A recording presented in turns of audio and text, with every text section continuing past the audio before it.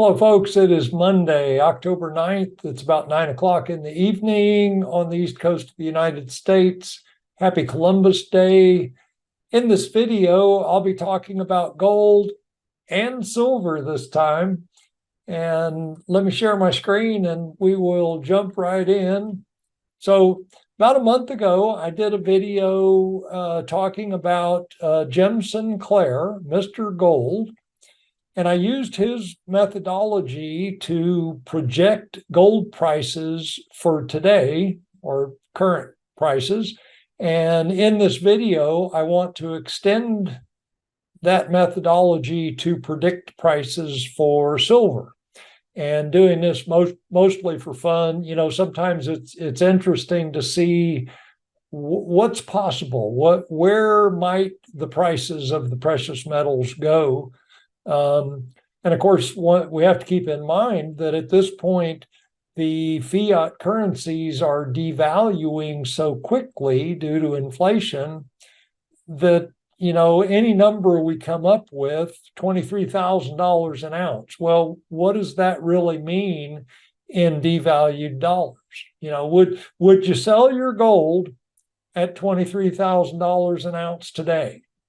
Yeah, you know, I'd probably sell enough to pay off my mortgage. But yeah, anyway, you'd have, for me, I would have to have an immediate use for the money that I would get from selling precious metals. Because otherwise, you know, it's like you're sitting there with a bucket full of fiat currency. What do you do with it? Well, you need to put it somewhere because of inflation. But anyway, in my last video, I made a mistake. I said that Ron Paul was talking to Congress on Saturday morning, and that was incorrect information. Ron Paul hasn't been in Congress for years. He spoke about Hamas in front of Congress back in 2009, where he was explaining to Congress that Hamas was created by Israel to combat or offset the PLO, Palestinian Liberation Organization, and Yasser Arafat. And so if you go out and look on the internet, what you'll find in a shallow search is the fact checkers, quote unquote fact checkers, who are saying, no, that's not true. If you dig deeper, you'll find that, yeah, that was the case. Hamas was created by Israel. But anyway, that's not what this video is about. Let's take a quick look at the charts, current charts of gold and silver. So got bottoming last week. That was Thursday, green candle on Friday. And then Sunday, when the overnight session opened, we got a gap higher. That was a gain of, at the close, we gained on the day, what was that, $19. So $19 for the day. And then now in tonight's overnight session, we've got another gap higher and currently up $12.50. So nice action in gold, coming up off a very oversold level in MACD and energy about mid-range at this point. So the metals were due for a rally just because they were oversold after this big downward movement. And now current events in the Middle East are adding energy to that rally. And so that's what we're seeing in the price action. In silver, same kind of story. We got bottom on Thursday, big move upwards on Friday. That was a gain of 70 cents, 3.3% in silver. And then opened with a gap higher when the overnight session opened on Sunday. But by the end of that session, just a big doji, the gap was filled, and the upper and lower wicks on that candle are just about the same size. And what that tells us is that, well, one of two things: either buyers and sellers duked it out and neither one was able to gain the advantage, or neither buyers nor sellers were willing to commit to a direction. Buyers weren't willing to take it higher. Sellers weren't willing to take it lower. And so what we get is that. Basically, we closed at the same level we opened. In tonight's overnight session, we've started with a gap higher. We're up about 9 cents currently, 0.4%. So anyway, positive action in silver coming up off an oversold level. Energy not quite up to the mid-range level. So let's keep rolling here. So Jim Sinclair was referred to as Mr. Gold, and he gained that moniker based on a prediction he made in 1977 when gold was at $150 an ounce. Jim predicted that it would reach $900 an ounce. And so you can imagine that's a pretty bold prediction to make. And well, sure enough, in less than 4 years, gold reached $850 an ounce. Jim Sinclair was known as Mr. Gold after that point. Let's see. He repeatedly said over the years, when Jim was actively maintaining his website, jsmindset.com, that was a daily stop for me. And so for years, he talked about how that $850 an ounce price in 1981 exactly balanced the books of the United States. And he said it repeatedly. And so my objective when I did the video a month ago was to see if I could duplicate Jim's methodology. When I was doing my research for that video, I found another data point, and that was in 2012. Jim said that 12,400 an ounce exactly balanced the books in 2012. And so that gives us two data points based on Jim's methodology. And so here let's look at I think that was the last thing I had. Oh, and then third data point, this is the claimed U.S. gold holdings. Now some people suspect that the U.S. no longer holds this much gold, or if they do, it's been encumbered. Basically, it's promised or has been sold. But anyway, we're going to use the official U.S. gold holdings of 8,100 metric tons. If we break that down to troy ounces, that's the number we get. And so we're going to use that as our official U.S. gold holdings for this video. This is the U.S. deficit. We can see the red bars, 1981, 2012, and 2021. That's the latest data in this chart. U.S. trade balance, again, those three data points. I wanted to see if I could get us some current data. And the best I found, this is the Congressional Budget Office. This is August 2023. So the fiscal year ends on August 31st. New fiscal year starts on October 1st. And so anyway, what we have here is for the first 11 months, we've got a budget deficit of $1.5 trillion. We don't have September data in here yet. This highlight, they're explaining that because in 2022, October 1st fell on a weekend, they did some accounting tricks, pushed some of the deficit back into 2022 to make the 2023 deficit look smaller. And so without those machinations, the current deficit would be $1.6 trillion. And then based on July, they were estimating that the full year deficit for 2023 would be $1.7 trillion. Now, back in July, that was before last week or the week before, we had $275 billion in federal debt added in a single day, single week. Basically, they're adding about $30 billion in debt per day. And so anyway, I expect, bottom line is, I'm expecting the full year deficit for fiscal year 23 to come in at 2 trillion, maybe a little bit over 2 trillion. But in this video, we're going to use their estimate from July of $1.7 trillion.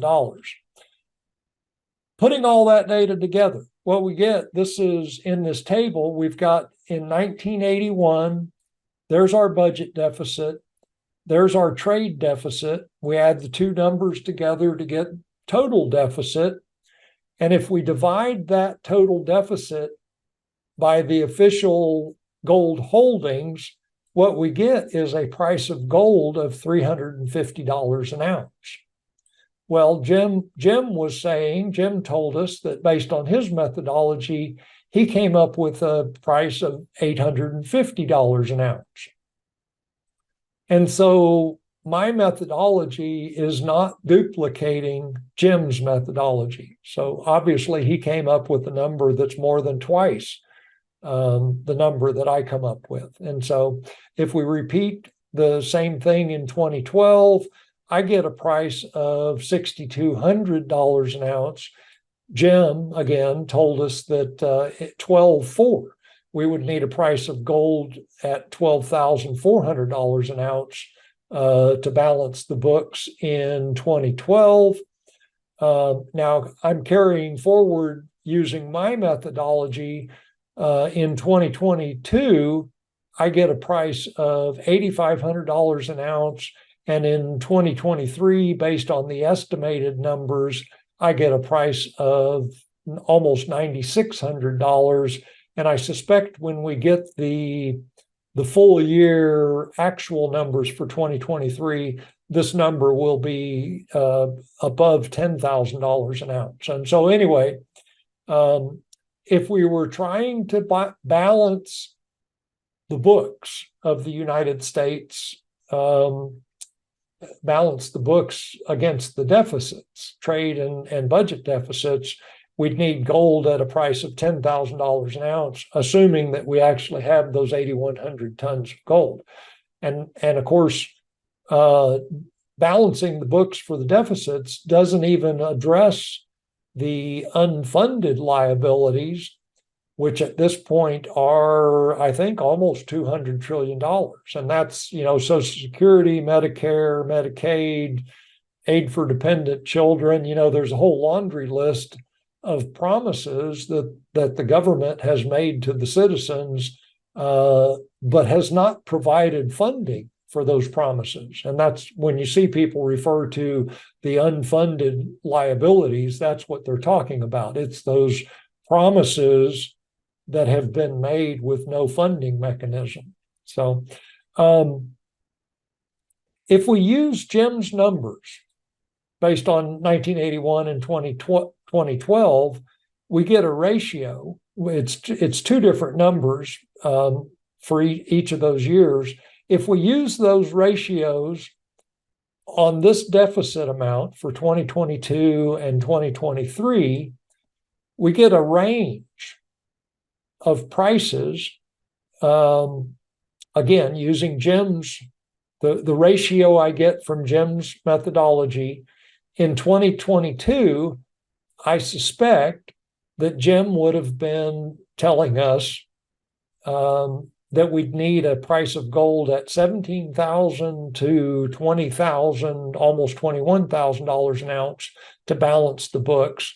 And then currently, 2023, that price would be, the price for gold would be in this range somewhere, $19,000 to $23,000. And so anyway, there's the potential prices for gold, or the prices for gold that would balance the United States accounts for the deficits. So now let's talk about silver.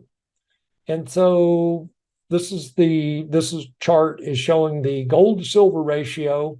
There's a couple of data points. So currently we're at about 85. That's where the ratio sits currently.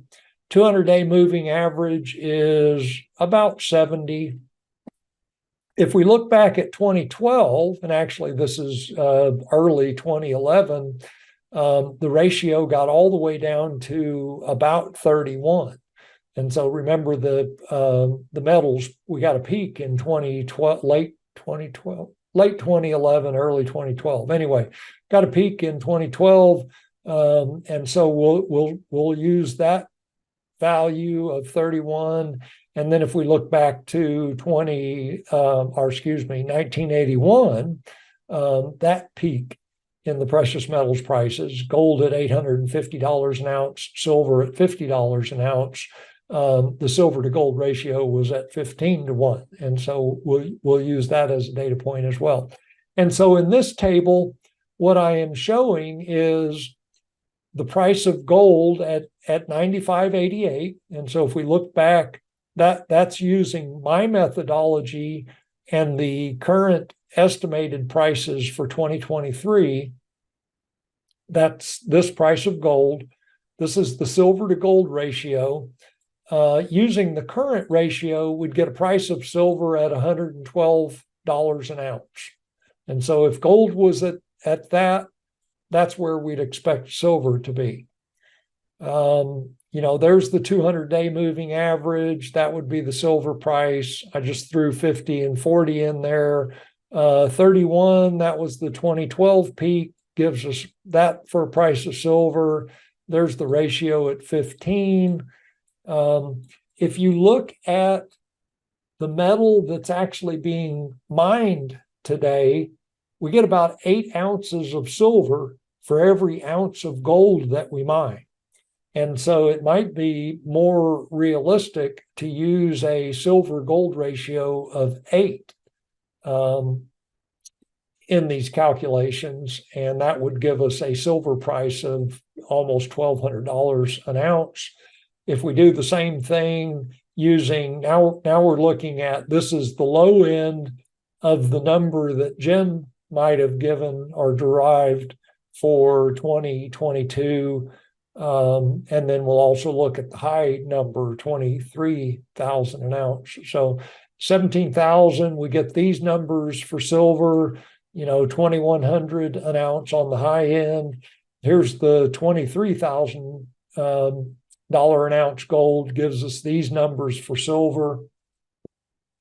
It's neither here nor there. Obviously, gold's not at these prices, silver's not at these prices. And as I stated a few minutes ago, with the fiat currency devaluing so quickly, these prices of the precious metals in fiat currency are somewhat meaningless. If we go back to the 1930s in Germany with their hyperinflation, 1 ounce of gold was worth, I forget how many billions, trillions of Reichmarks. 1 ounce of gold would buy you a significant piece of real estate. I mean, that's how bad their hyperinflation got and how valuable the precious metals came. And so for me,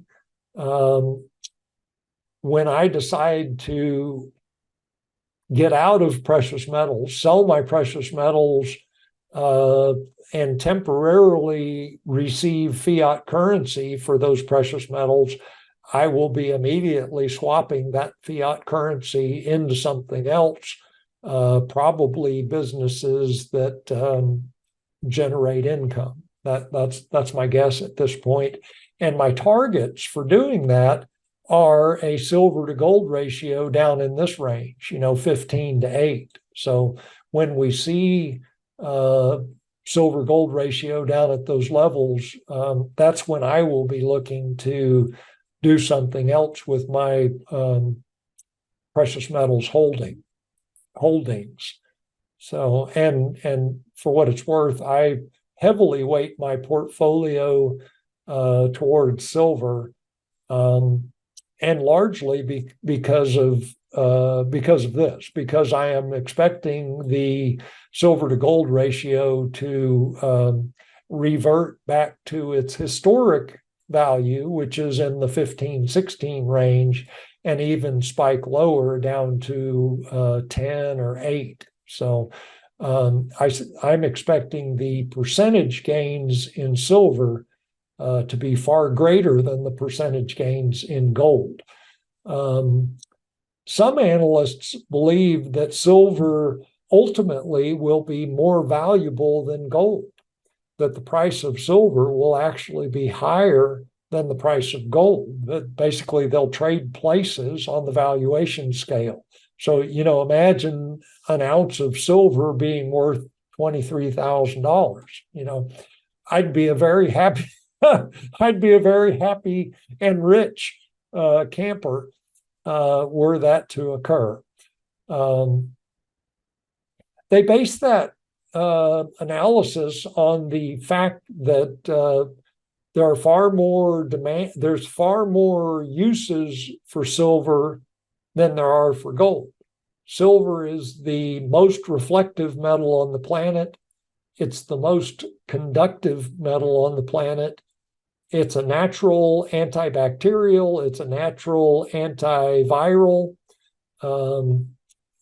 Any number of commercial and industrial uses for silver, and new uses are being found regularly. So a lot of demand for silver on top of just investment demand. And so, and in contrast, there aren't that many uses for gold. It is used commercially and industrially, but there aren't as many demands for gold as there are for silver. And so anyway, some analysts think that the two metals will flip-flop. Silver will be worth more than gold.